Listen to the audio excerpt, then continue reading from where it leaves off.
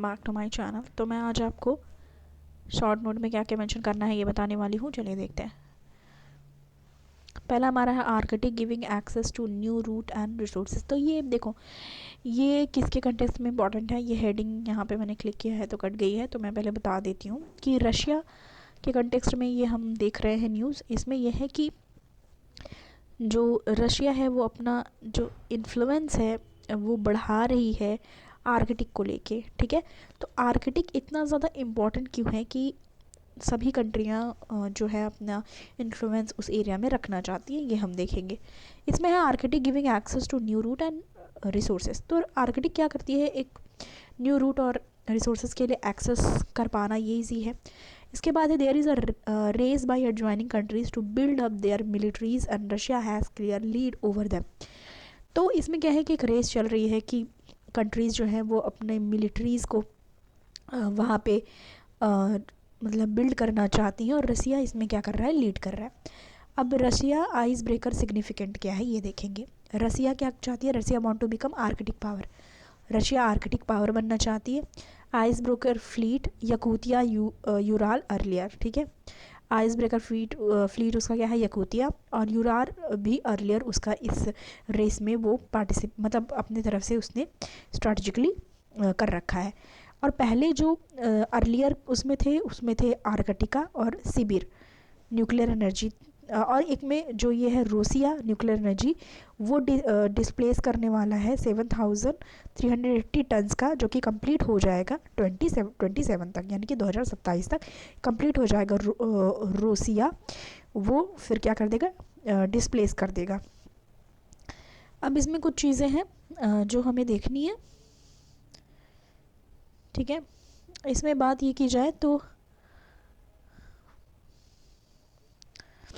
ठीक है, ये हुआ। अब इसमें देखेंगे northern sea route which cut down time to reach Asia. अब देखो इसमें क्या होता है कि नर्दन सी रूट है जो cut down time to reach Asia. अब जो एशिया में जाने के लिए, ठीक है, जो 2 वीक्स लगते थे, ठीक है, अब करंट जो कि कंपोज टू करंट रूट जो स्विस कैलान। अब देखो north sea route which cut down time to reach Asia by up to 2 weeks.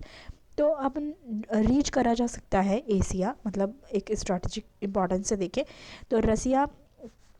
तो एशिया रीच किया जा सकता है बहुत ही कम टाइम में, जो कि कंपेयर्ड पहले जो अभी यूज़ होता है करंट रूट स्विच कैनाल से, उसके कंपैरिजन में एशिया तक रीच बढ़ाने के लिए भी आर्कटिक जो एरिया है वो इम्पॉर्टेंट है।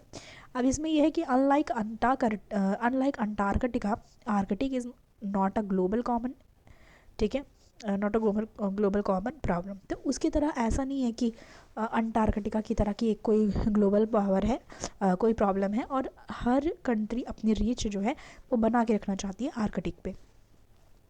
नेटो क्या कर रही है, नॉर्थ अटलांटिक ट्रीटी ऑर्गेनाइजेशन, वो कंडक्ट कर रही है रेगुलर एक्सरसाइज, ठीक है, इस रीजन में, ठीक है, आर्कटिक के रीजन में, और पार्टनर कंट्रीज़ के साथ, ठीक है, इन्वेस्ट कर रही है अपग्रेड करने के लिए जो भी मिलिट्री कैपेबिलिटीज़ है अपनी वहाँ पे बना के रखने के लिए। अब इसी साथ साथ ये देखेंगे कि चाइना क्या कर रही है।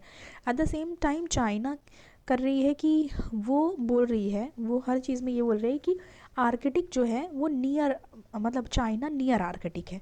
मतलब ऐसा कहना एक हुआ कि at the same time China calls itself to be near Arctic state. वो कह रही है कि वो नियर आर्कटिक स्टेट है चाइना, और अनाउंस की है एक एम्बिशन प्लान, जिसको वो बोल रही है, मतलब चाइना की तरफ से बोला गया है पोलर सिल्क रूट। तो चाइना ने अनाउंस किया है एक ambition plan polar silk route, जिससे वो कनेक्ट हो सकेगा यूरोप से और बिल्ड कर सकेगा मैसिव आइस ब्रेकर्स। ठीक है, ये है। अब इंडिया का क्या स्टैंड है विथ रिस्पेक्ट टू आर्कटिक, ये देखना है। मार्च 2022 में, इसी मार्च 2022 की बात चल रही है, इंडिया ने अनवील किया अपना फर्स्ट आर्कटिक पॉलिसी, जिसका टाइटल दिया India and the Arctic, building a partnership for sustainable development. तो ये चीज़ याद रखनी है, हम अपने मेंस में यूज़ कर सकते हैं अगर आर्कटिक रीजन से रिलेटेड कुछ भी आया, चाइना से या रशिया से, कि लोग आर्कटिक पे ही इतना ज़्यादा क्यों फोकस कर रहे हैं, तो हम अपना पर्सपेक्टिव इंडिया का वहाँ पर रख सकते हैं। इंडिया ने क्या किया कि मार्च 2022 में अनवील किया फर्स्ट आर्कटिक पॉलिसी, जिसमें है India and the Arctic, building a partnership for sustainable development. अब इसमें एक चीज़ और है, India is also one of the 13 observer. अब इंडिया ऑब्जर्वर भी है, ठीक है, अटलांटिक काउंसिल की। आर्कटिक काउंसिल की। तो इंडिया जो है वो ऑब्जर्वर है आर्कटिक काउंसिल की, और लीडिंग इंटर गवर्नमेंटल फोरम है ये आर्कटिक काउंसिल, जिसमें प्रमोटिंग कॉर्पोरेशन इन दी आर्कटिक, जिसमें प्रमोट किया जाता है कोऑपरेशन जो भी है आर्कटिक पे वहाँ पे। और India one of the observer है, जो 13 कंट्रीज ऑब्जर्वर है उसमें से एक इंडिया भी है। ठीक है, तो ये चीज़ है। नेक्स्ट है OTT को लेके, ओवर द टॉप। ठीक है, ओवर द टॉप कहा जाता है OTT का फुल फॉर्म। टेलीकॉम एक्ट से रिलेटेड इसमें क्या कहा गया ये देखेंगे। OTT communications service are application और वैल्यू एडेड कम्युनिकेशन है। ठीक है, इसमें क्या है कि services that ride on the basic communication service that telecom provide. अब OTT कम्युनिकेशन जो है ऑलरेडी वो कवर करता है एग्जिस्टिंग जो IT एक्ट है उस चीज़ को, और जो ये IT है वो डिजिटल इंडिया एक्ट के अंडर में आती है। ठीक है, अब देखो जो ये कहा जा रहा है कि OTT को टेलीकॉम एक्ट के अंडर में लाने के लिए, ठीक है, ये सारी जो बातें आज की जा रही हैं न्यूज़ में जो आई हैं उसमें ये कहा जा रहा है कि ये क्या कर सकती है, ये सीरियसली कॉम्प्रोमाइज़ कर सकती है एनर्जी, ठीक है, इनोवेशन, फंडिंग, और जो कैरेक्टराइजेस इंडिया स्टार्टअप इकोसिस्टम, और ये कैटेगराइज जो करती है इंडिया के स्टार्टअप इकोसिस्टम, तो ये सारी चीज़ों को इम्पैक्ट कर सकती है। नेक्स्ट है IR का India Australia trade pact. India Australia trade pact, India first major free trade deal with developed country. India का ये first major free trade deal है डेवलप कंट्री के साथ, और इसमें है कि sign the economic cooperation and trade agreement with India. ये एक इकोनॉमिक कोऑपरेशन और ट्रेड एग्रीमेंट इंडिया के साथ साइन हुआ है। ईजियर, इससे क्या बेनिफिट होगा, ये ईजियर मार्केट एक्सेस हो जाएगा इंडिया के सर्विसेज और गुड्स के लिए। ठीक है, और Australia has been particularly upset with that is called weaponisation of trade by China. और देखो एक नज़दीकी जैसे जो एक कोऑपरेशंस हो रहे हैं, या इंडिया और जो ऑस्ट्रेलिया है वो क्लोज़ है, इसका रीज़न एक ये भी है कि ऑस्ट्रेलिया अपसेट है जो चाइना का वेपनाइजेशन ऑफ ट्रेड है उस चीज़ को लेके। 2 कंट्रीज़ ऑलरेडी पार्ट ऑफ, ये जो ऑस्ट्रेलिया एंड इंडिया दोनों ही पार्ट है क्वाड की, trilateral supply chain resilience initiative की, इंडो पैसिफिक इकोनॉमिक फोरम की, और टूवर्ड्स अ चाइना +1 स्ट्रैटेजी की भी ये दोनों कंट्रियां साथ में हैं। अब इसमें देखो क्या क्या एक्सपेक्टेशन किया जा रहा है, क्या क्या एक्सपेक्ट किया जा रहा है, एक्सपेक्टेशन क्या क्या है कि दोनों कंट्री के साथ आने से क्या क्या अच्छे इम्पैक्ट पड़ सकते हैं, ये हमें देखने हैं। तो इसमें है एक्सपेक्ट किया जा रहा है कि बायलैटरल जो ट्रेड है वो बढ़ेगा अबाउट $50 बिलियन, जो कि करंट लेवल में 31 बिलियन है। ठीक है, और ये भी है कि क्रिएट होगा मिलियंस ऑफ न्यू जॉब्स। ठीक है, मिलियंस ऑफ नए जॉब क्रिएट होंगे लेबर इंसेंटिव सेक्टर्स के लिए, और 0 ड्यूटी बेनिफिट्स होगा। तो ये एक्सपेक्ट किया जा रहा है 0 duty benefit, 98.3% Australian tariff lines पे। ठीक है, और ये from the day of agreement के बाद से ये सारी चीज़ें एक्सपेक्ट की जा रही हैं। रॉ मटेरियल जैसे कि कोल, मेटल, वूल, ठीक है, इन सब में भी ये है कि सस्ते दामों पे अवेलेबल हो पाएंगे, cheaper input for Indian firm, मतलब इंडिया के फर्म के लिए सस्ते दामों पे उपलब्ध हो पाएंगे। तो ये सारी चीज़ें भी हैं।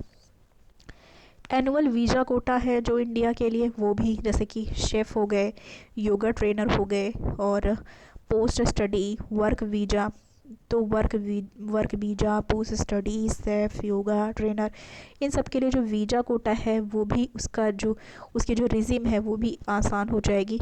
डबल टैक्सेशन अवॉइडेंस एग्रीमेंट होगा। ठीक है, डबल टैक्सेशन अवॉइडेंस एग्रीमेंट, जिसमें एक्सपेक्ट किया जा रहा है कि ये सेव करेगा मिलियंस ऑफ डॉलर। ठीक है, एक साल में है ना, millions of dollar a year, मतलब एक साल में मिलियंस ऑफ डॉलर बचेगा इंडियन IT फर्म के लिए। नेक्स्ट एक important draft aircraft security rule, next है ये। तो ये इकोनॉमी, ठीक है, इकोनॉमी से रिलेटेड, साइंस एंड टेक इससे भी देख सकते हैं, पर मोस्टली इकोनॉमी से रिलेटेड ये चीज़ें हम देख सकते हैं। इसमें एक ड्राफ्ट लाया गया है एयरक्राफ्ट सिक्योरिटी रूल 2022 को लेके। इसमें है enable the aviation security regulator को लेके, जिसमें ना इसमें रखा गया है bureau of civil aviation security BCAS, जिसमें इम्पोज किया जाएगा penalties up to 1 crore airport पे और एयरलाइंस पे जो कि वायलेट करेंगे सिक्योरिटी मेजर्स जो लोग उनके ऊपर। और इसमें है can impose fine ₹50 lakh to 1 crore. तो फाइन इम्पोज हो सकती है 50 लाख से 1 करोड़ एयरपोर्ट और एयरलाइंस पे अगर वो फेल रहते हैं प्रिपेयर करने के लिए और इम्प्लीमेंट करने के लिए सिक्योरिटी प्रोग्राम्स को। इसके बाद है large airport can also face, जो लार्ज एयरपोर्ट्स हैं वो भी फेस कर सकते हैं penalty up to 1 crore, penalty of 1 crore if they fails to plan the design and layout of airport in accordance.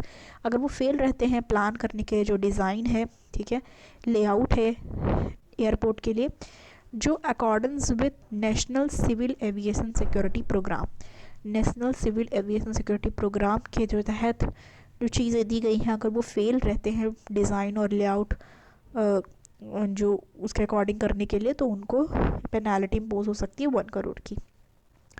Individuals जो हैं वो फेस कर सकते हैं पेनाल्टी जो रेंजिंग होगा 1 लाख से 25 लाख के बीच, और ये डिपेंड होगा नेचर ऑफ ऑफेंस पे। अब ये जो BCAS है वो इनिशियली सेटअप हुआ था जो सेल इन DGCA जनवरी 1978 में, और ये रिकमेंडेशन थी पांडे कमेटी के द्वारा। तो ये कमेटी हो सकता है पूछ ले, तो ये है पांडे कमेटी। BCAS क्या है, ये रीऑर्गेनाइज्ड इनटू, ये क्या करता है BCAS करता क्या है, ये रीऑर्गेनाइज करता है, ठीक है, इंडिपेंडेंट डिपार्टमेंट को मिनिस्ट्री ऑफ सिविल एविएशन में, जो कि 1 अप्रैल 1987 से। रिस्पॉन्सिबिलिटी क्या है BCAS की ये है लेइंग डाउन स्टैंडर्ड मेजर, मतलब स्टैंडर्ड मेजर ध्यान देना with respect to security of civil flight at international and domestic airport in India. तो जितने भी जैसे कि इंटरनेशनल और डोमेस्टिक एयरपोर्ट है वहाँ पे जो सिक्योरिटी ऑफ सिविल फ्लाइट है उसका स्टैंडर्ड जो है उसको मेज़र करने की रिस्पॉन्सिबिलिटी होती है BCAS की, ठीक है। तो ये सारी चीज़ें हैं जो कि हमें ध्यान देनी थी। इसके बाद है